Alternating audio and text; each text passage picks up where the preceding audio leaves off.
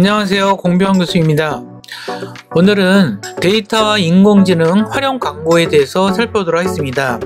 2020년대 그 미디어와 광고의 그 특성을 한마디로 설명하자면 데이터 과학을 활용한 그 광고 캠페인 또는 마케팅, 그리고 이를 통해서 인공지능을 활용해서 광고를 실행하는 그러한 시대라고 우리가 요약해서 이야기할 수가 있습니다.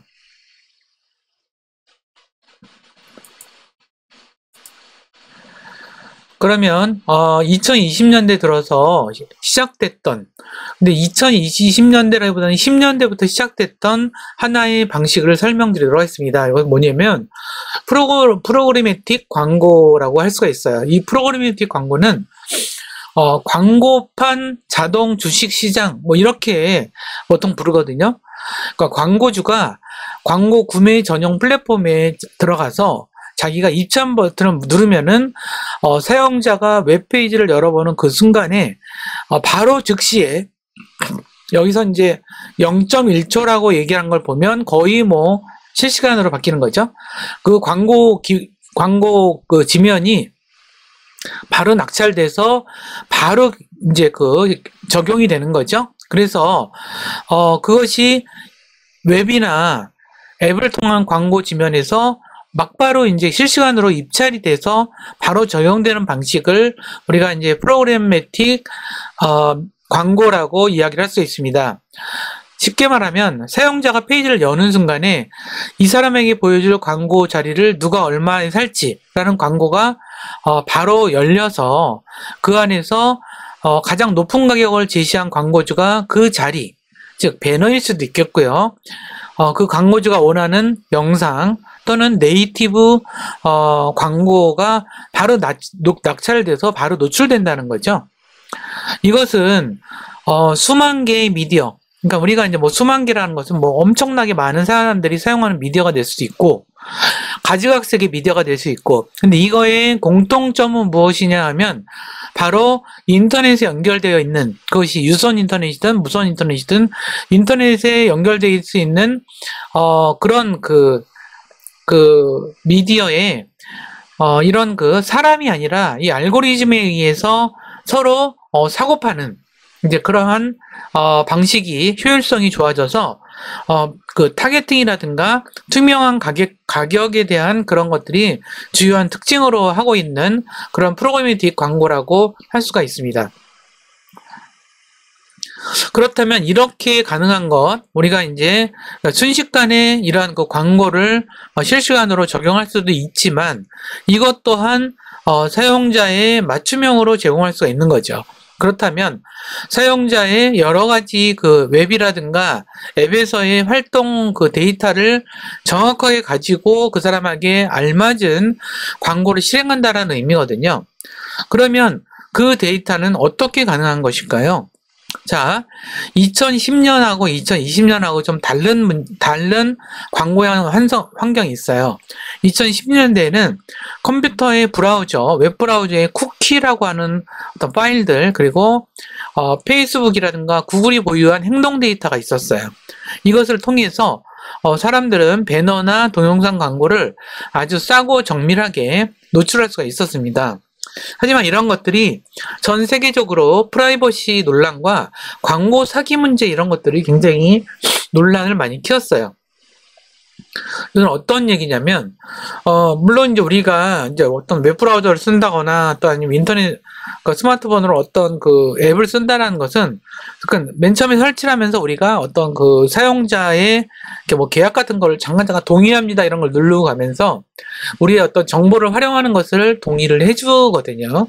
알게 모르게 우리가 그런 것들을 다 내용을 보진 않지만, 그래서 그걸 기반으로 이제 많이들 하는데, 그럼에도 불구하고 이제 이런 것들이 사실 프라이버시 논란은 계속 있을 수밖에 없잖아요. 우리가 이제 그런 것들을 이제 다 꼼꼼하게 읽고 판단해서 하는 게 아니기 때문에.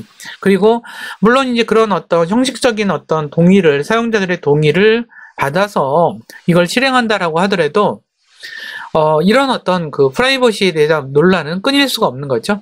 그리고 이제 때로는 그 사람들의 어떤 그런 프라이버시적인 어떤 데이터를 가지고 거기에 알맞은 광고를 넣는 그런 문제가 있기 때문에 그런 것들에 대해서 많은 우려들이 제기가 될 수밖에 없다는 것이죠. 그렇기 때문에 이 사용자 데이터에 관한 맞춤형 광고는 빅데이터의 발달, 인공지능의 발달에 따라서 더욱더 정교해지기도 하지만 또 다른 면에서는 데이터와 관련된 프라이버시 논쟁, 이 법적인 문제들이 계속 제기될 수밖에 없다라는 얘기죠. 요거는 이제 이미지는 2016년부터 2021년까지의 프로그래미틱 광고에 관련된 내용들을 좀 통계로 제공하는 거를 제가 가져와 봤어요. 자, 2010년대의 프로그래미틱 광고를 우리가 광고판 자동 주식 시장이라고 얘기를 했죠.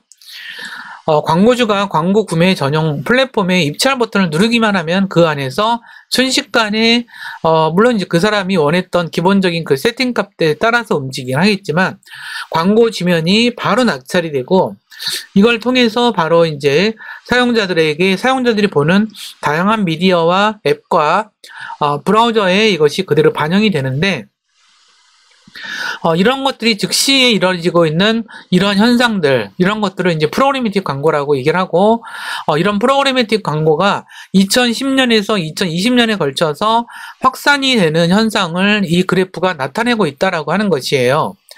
보시면은 이 그래프를 보다 보면 우리가 미국의 사례이긴 하지만 프로그래미틱 디스플레이 광고가 2016년에 254억 달러에서 2021년에 810억 달러로 크게 증가를 했어요. 굉장히 많이 늘어난 거죠. 그 다음에 전체 디스플레이 광고 시장이 차지하는 비율도 2016년에는 73%였지만 2021년으로 넘어가면서 87.5%까지 높아졌다는 거죠. 그래서 그럼에도 불구하고 이제 광고 지출 증가율은 전체적으로는 줄어드는 추세를 보여주고 있어요. 이 그래프에서 보면 2016년에는 48.2% 높았다가 전체적으로는 2021년에는 15.3%로 감소하고 있죠. 그러니까 이 시장 자체가 시장이 성숙기에 접어들면서 점점 안정되고 있다는 것을 보여주고 있고, 우리가 이제 이 프로그래미틱 광고라고 하는 방식은 앞으로도 우리 이제 광고에서 지속적으로 늘어날 수밖에 없는 방식이 아닐까, 이런 생각을 좀 해봅니다. 그러면서 2020년대에 들어오면서 이제 광고 생태계의 판이 바뀌게 돼요. 그건 뭐냐 하면, 애플은 iOS라는 운영체제를 가지고 있잖아요. 그 다음에 구글은 크롬이라는 웹브라우저를 가지고 있어요. 근데 iOS와 크롬의 쿠키, 이런 것들을 통해서 여기서 이제 우리가 수집되는 데이터를 서드파티 데이터라고 얘기를 해요. 근데 여기서 애플의 iOS와 크롬의 쿠키에서 데이터를 활용하는 것에 대한 여러 가지 문제가 제기됐다 그랬죠. 이것을 과연 이런 광고에 활용해도 되는가에 대한 근본적인 문제가 있을 수밖에 없어요. 그러다 보니까 이 서드파티 데이터가 가지고 있는 활용도가 떨어질 수밖에 없겠죠. 그러면 고객으로부터 직접 데이터를 확보하고 있는 것이 있겠죠. 예를 들어서 이제 국내 기업으로 따지면 이제 쿠팡 같은 경우에요. 쿠팡 같은 경우는 자체적으로 이제 플랫폼을 운영을 하면서 사용자들이 다양하게 사용하고 있는 그런 여러 데이터, 그러니까 예를 들어서 사용자가 뭔가를 상품을 검색한다거나 또는 어떤 장바구니에 둔다거나 구매를 한다거나 아니면 어떤 카드를 활용하고 어떤 시간에 어떤 상품을 구매하는지 이런 것들이 전체적으로 쿠팡 자체적으로 가지고 있지 않겠어요? 그러니까 이런 데이터를 퍼스트 파티 데이터라고 얘기를 해요. 자체 플랫폼에서 가지고 있는 자체적인 데이터를 퍼스트 파티 데이터라고 이야기를 하는데, 이러한 퍼스트 파티 데이터를 가지고 있는 곳들이 이제 어떤 미디어로서, 그러니까 광고 미디어 활동에, 광고 어떤 캠페인 활동에서 더 위력적인 활동을 보일 수가 있겠죠. 미국에서는 이러한 전형적인 퍼스트 파티 데이터를 가지고 있는 것이 아마존하고 월마트로 될 수가 있어요. 아마존 같은 경우는 여러분들이 잘 아시겠죠. 세계적으로 가장 큰 이제 그 온라인 쇼핑몰이라고 할 수가 있겠고요. 월마트 같은 경우는, 아마존 같은 경우는 또 이제 그런 쇼핑몰도 있지만, 다양한 디바이스를 이제 사용하고 있어요. 뭐 이제 아마존 파이어라든가, 뭐 아니면 여러 가지 인공지능 스피커라든가, 다양한 디바이스를 통해서 또 아마존이 활동을 하고 있는 부분도 있죠. 월마트 같은 경우는 이제 우리나라의 뭐 이마트나 이런 거랑 좀 비슷한 곳인데, 사실 이제 미국에 본사를 두고 있고 세계적으로 가장 큰 소비 기업이에요. 그래서 오프라인 매장을 중심적으로 운영을 하고 있는데, 여기서도 굉장히 많은 사용자 데이터가 있겠죠. 이 안에서. 그래서 저렴한 가격과 대량 판매 이런 것들을 계속 해나가면서 이런 그 데이터를 기반으로 한 비즈니스를 계속 운영하고 있는 것이죠. 자, 그런데 우리나라가 지금 최근 들어서 오프라인에 있는 그 마트들이 되게 어렵다는 얘기 많이 들으셨을 거예요. 뭐 이마트라든가 아니면 뭐 요즘에 홈플러스라든가 뭐 이런 쪽이 굉장히 어렵다라는 얘기 많이 들은 것 같아요. 근데 이제 그런 것들에서는 사실 이제 그 공식 자료는 볼 수는 없겠지만, 그 어렵다라고 말하는 오프라인 마켓들이 얼마나 그런 그 자체적인 데이터를 잘 활용하고 있는지, 이런 것들이 되게 중요한 문제가 될 수 있을 것 같아요. 저는 사실은 이제 이마트나 어떤 홈플러스가 이런 고객들의 빅데이터를 아주 과학적으로 인공지능을 활용해서 아주 정밀하게 활용하고 있다는 얘기는 사실 들어보진 못했거든요. 아마도 활용하고 있지 않지 않나 이런 생각이 들어요. 이런 경우는 퍼스트 파티 데이터를 가지고 있음에도 불구하고 그거를 충분히 활용하지 있지 못하다 보니까 맞춤형 광고가 오지 않는 거죠. 아마 여러분들도 홈플러스나 이런 이마트 이런 데에 가입을 해서 사용을 해봤지만 여러분들의 알맞는 그런 마케팅을 받아본 적은 별로 기억이 없으실 것 같아요. 그것은 바로 퍼스트파티 데이터를 활용하고 있지 않다는 뜻이죠. 자, 그리고 이제 2020년대 광고, 프로그래매틱 광고와 관련돼서, 더 이제 중요하게 볼 것은 인공지능의 활동인 것 같아요. 인공지능은 너무 똑똑해져서 예산에 배분해서 광고 소재 생성까지 실시간으로 최적화하는 경향들이 점점 나타나고 있는 거예요. 그러면서 이제 지금 최근에는 커넥티브 TV에 말씀드렸고, 틱톡이라든가 이런 숏폼 플랫폼도 말씀드렸죠. 여기에 바로 이러한 인공지능이 결합되는 거죠. 그러면서 이런 프로그래미틱 광고가 여기에 결합이 되면서 이 커넥티브 TV라든가 틱톡 이런 것하고 프로모트 광고가 결합이 되면서 옴니 채널 자동 거래라는 말이 용어가 나와요. 요것이 바로 커넥티브 TV 어떤 숏폼 플랫폼이 프로모트 광고와 같이 결합되면서 옴니 채널 자동 거래라고 하는 것이 시작됐다는 거죠. 그러면서 이 안에서는 자동 입찰이 되는 거죠. 그래서 기본값을 설정해 놓으면 그거에 따라서 이제 자동적으로 이제 광고가 낙찰되는 그런 시스템을 보여주고 있는 거죠. 이러한 것들이 이제 새로운 광고 방식, 데이터 과학에 기반한 새로운 광고가 열리고 있다는 것을 우리가 이러한 사례를 통해서 우리가 이해할 수가 있겠죠. 결국은 광고가 진화되는 것, 2020년대를 통해서 광고가 진화되는 되게 중요한 분기점이 그러니까 굉장히 중요한 모습 중에 하나는 아마 데이터 과학과 인공지능이 광고와 결합되는 그러한 과정이 아닌가 싶고요. 그런 대목에서 프로그래미틱 광고가 존재하는 게 아닌가 싶습니다. 그런 프로그래미틱 광고는 사실은 이제 굉장히 다양한 미디어들을 사람이 일일이 바꾸는 게 아니라 이런 인공지능 알고리즘을 통해서 이제 진행한다라는 뜻에서, 그리고 또 데이터를 통해서 정밀한 타겟팅과 그리고 그 성과와 가격을 되게 투명하게 공개한다라는 것이 되게 중요한 특징이라는 점들을 기억해 두실 필요가 있습니다. 2020년대 미디어 환경의 변화를 이야기할 때 우리가 되게 중요하게 이야기할 수 있는 것은 우리가 이제 숏폼 플랫폼의 급부상이라고 얘기를 했죠. 우리가 숏폼 플랫폼이 특히 이제 틱톡이 급부상을 하게 된 거는 2018년에서 2019년부터였어요. 그리고 현재까지 이 상황은 쭉 이어지고 있다라고 보시면 될 것 같아요. 틱톡은 이제 미국 내 월간 사용자는 2018년만 하더라도 사실 거의 없는 수준이었어요. 몇 년 만에 수억 명 규모로 늘어나게 됩니다. 젊은 층의 주요한 플랫폼이 되면서 이것에 영향을 받아서 오히려 인스타그램에도 릴스가 등장을 하고, 유튜브에서도 숏폼 컨텐츠가 대거 등장을 하게 돼요. 그렇죠?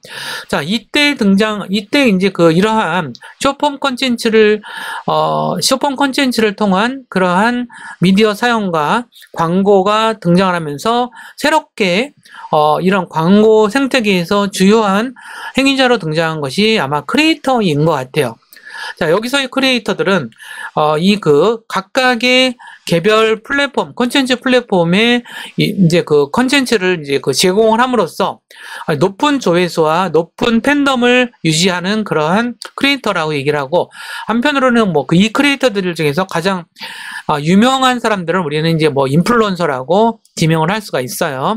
그런데 이러한 크리에이터들이 이런 광고 시장 또는 광고랑 커머스가 결합되는 그러한 플랫폼 시장에서 영향력을 발휘하면서 이것을 우리가 이제 크리에이티브 이코노미라고 이제 정의를 하고 있어요. 이것은 새로운 어떤 미디어 생태계의 새로운 현상이라고 볼 수도 있고요. 이것이 가져오는 것은 여러 가지 부작용도 많은 것 같아요. 왜 그러냐 하면 이제 정식이 원래 있었던 레거시 미디어에서의 광고주와 그 다음에 광고 모델 이런 사람들은 그나마 이런 제도권 안에서 또는 레거시 미디어 안에서 어느 정도 검증이 되고 이런 사람들이지만, 크리에이터들은 사실 검증이 되지 않은 사람들이잖아요. 그래서 그들의 어떤 사생활 문제가 되기도 하고, 또는 그들이 어떤 윤리적인 것들을 지키고 있지 않아서 문제가 되고, 이런 현상이 되게 반복돼서 나타나는 거죠. 그럼에도 불구하고 이 크리에이터들에 의한 이코노미는 확산될 수밖에 없다라는 것이 지금의 우리가 2020년대 이후에 광고 비즈니스 모델을 볼 때 우리가 중요하게 생각해야 될 측면인 것 같아요. 자, 그 다음에 이제 2020년대 중반 이후로는 사실 메타버스라든가 가상현실, 증강현실 기술이 등장하게 된 것도 우리가 중요하게 짚어보고 넘어가야 될 문제라고 생각을 합니다.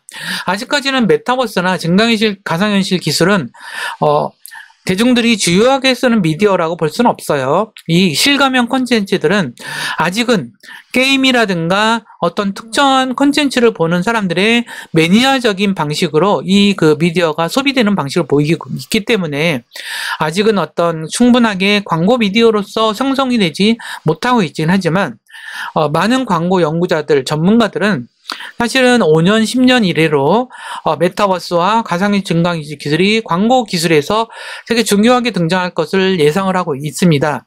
따라서 이 부분에 대해서 우리가 많은 관심을 좀 기울일 필요가 있겠고요. 또 하나는 이제 생성형 AI의 등장인 것 같아요. 생성형 AI는 어떤 것들이라고 볼 수 있나요? 생성형 AI는 인공지능을 통해서 텍스트 콘텐츠, 그 다음에 이미지 콘텐츠, 영상 콘텐츠, 음악 콘텐츠, 그리고 기타 여러 가지 콘텐츠를 만들어주는 생성형 AI가 본격적으로 등장한 것이 2003년 챗GPT 등장 이후서부터겠죠. 그래서 이런 콘텐츠 생산에서의 인공지능의 활용이 아주 보편화되면서 광고에서도 굉장히 많이 변화가 되고 있어요. 지금은 많은 광고들이 인공지능을 통해서 만드는 그런 방식으로 바뀌고 있다는 점들도 여러분들이 좀 기억해 두실 필요가 있습니다.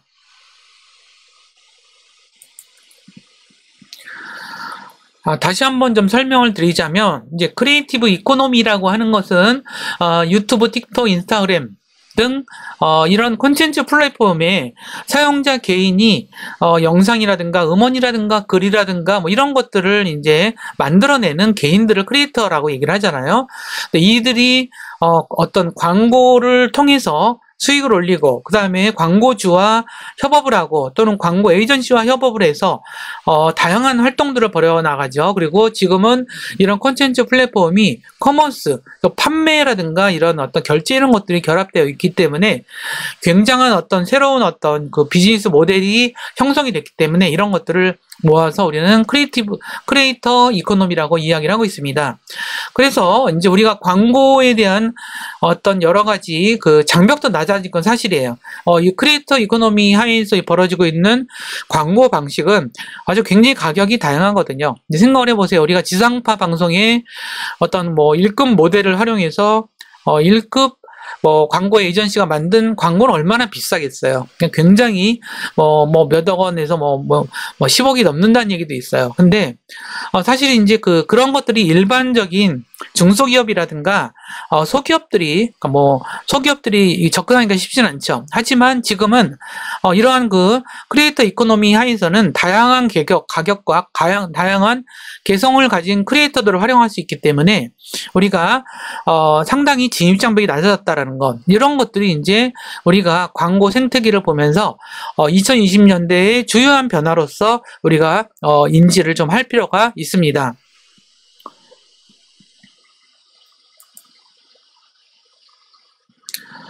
2020년대에서의 광고 업계는 이제 데이터와 인공지능 활용이 굉장히 심화됐다라고 말씀드렸죠. 그러면서 이제 지속적으로 이제 프라이버시의 문제, 근데 그런 것들에 대한 문제는 계속 제기가 되고 있어요. 그러다 보니까, 이러한 빅데이터와 인공지능을 활용하는 그런 기업에 대한, 여러 가지 제재들이 가해지고 있죠. 사례로 들자면, 유럽의 일반 데이터 보호 규정, 그리고 캘리포니아의 소비자 프라이버시법, 이런 것들이 계속 실행이 될 수밖에 없어요. 따라서 이제 우리가, 애플의 iOS라든가, 어떤 웹브라우저를 통해서 쿠키 활용을 하는 것이 계속 제한될 수밖에 없어요. 그러다 보니까 여기서 나오는 데이터를 가지고 광고하는 것은 자체 생성된 게 아니잖아요. 기업 입장에서. 그렇기 때문에 이것을 서드 파티 데이터라고 얘기를 하지만, 이제 그러면서 이제 퍼스트 파티를 가지고 있는 데이터를 가지고 있는 것, 즉 직접 자기네 고객 데이터를 다루고 있는 것이 더욱더 광고 캠페인이라든가 마케팅 캠페인에서 더욱더 효과를 발휘할 수밖에 없다는 것이죠. 미국의 경우에는 이런 곳이 이제 아마존과 얼마될 수 있고요. 국내에서는 아마 쿠팡 정도가 되지 않나 이런 생각이 듭니다. 이들의 어떤 소매 유통사가 보유한 고객 데이터를 활용해서 리테일 미디어 네트워크가 형성이 되고, 이런 것들을 통해서 2020년도에 급성장을 해서 광고주들은 자사의 데이터, 머신러닝을 결합한 타겟팅을 집중하고 있는 거죠. 예를 들어서 이제 쿠팡이 OTT 서비스를 하고 있잖아요. 쿠팡 플레이인 것 같은데 이름이.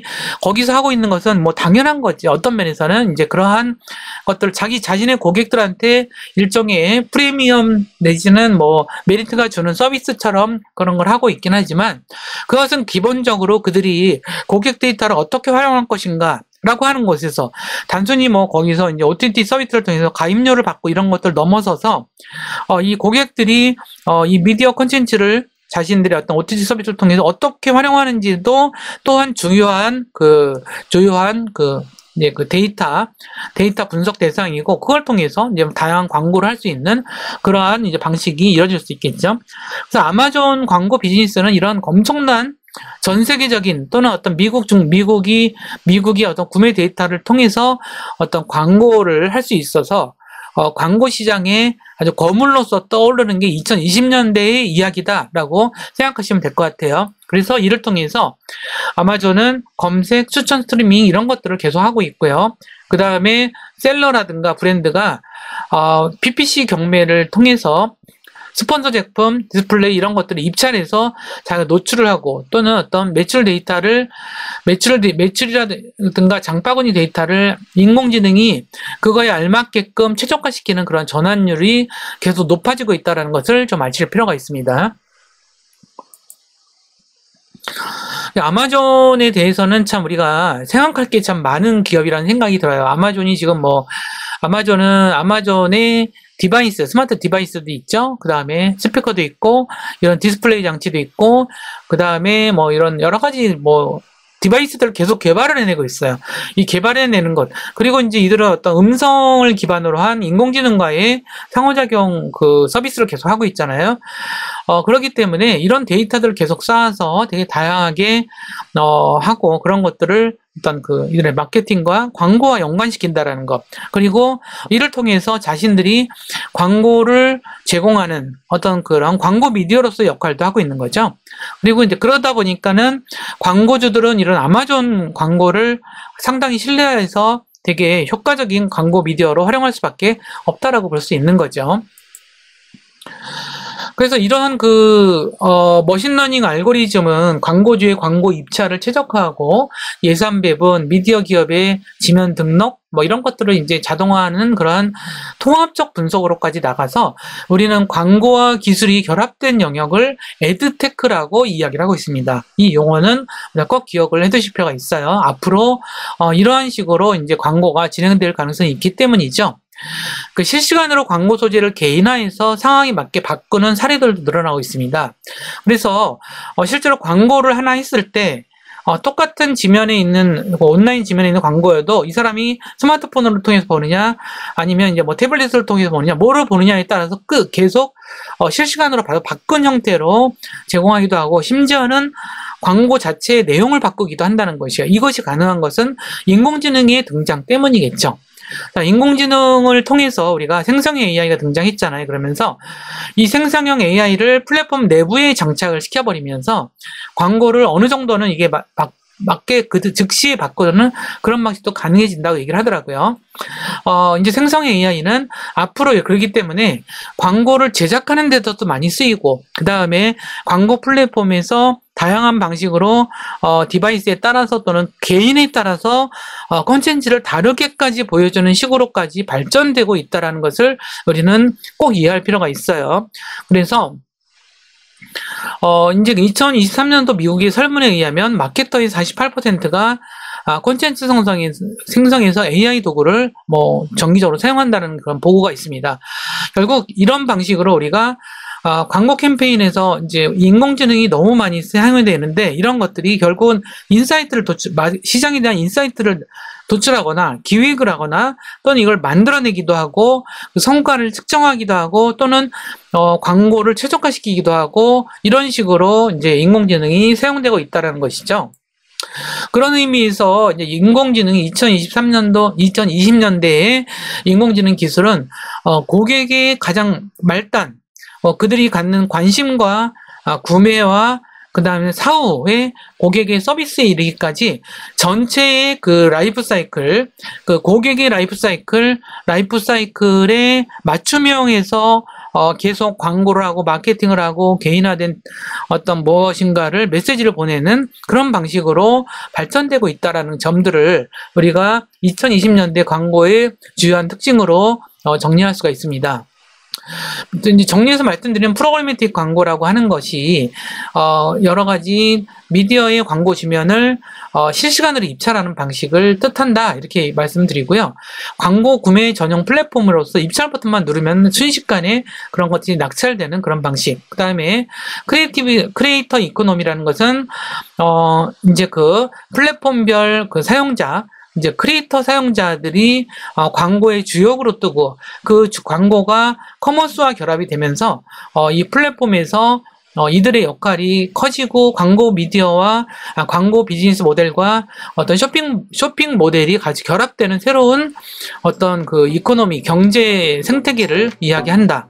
그리고 2020년부터는 점점 데이터와 인공지능의 활용이 점점 더 심해지지만 그와 더불어서 프라이버시 규제와 기술 혁신이라는 두 가지 흐름이 서로 상충되는 현상을 보이고 있다는 말씀을 드리면서 오늘의 이 수업은 여기서 마무리하도록 하겠습니다. 감사합니다.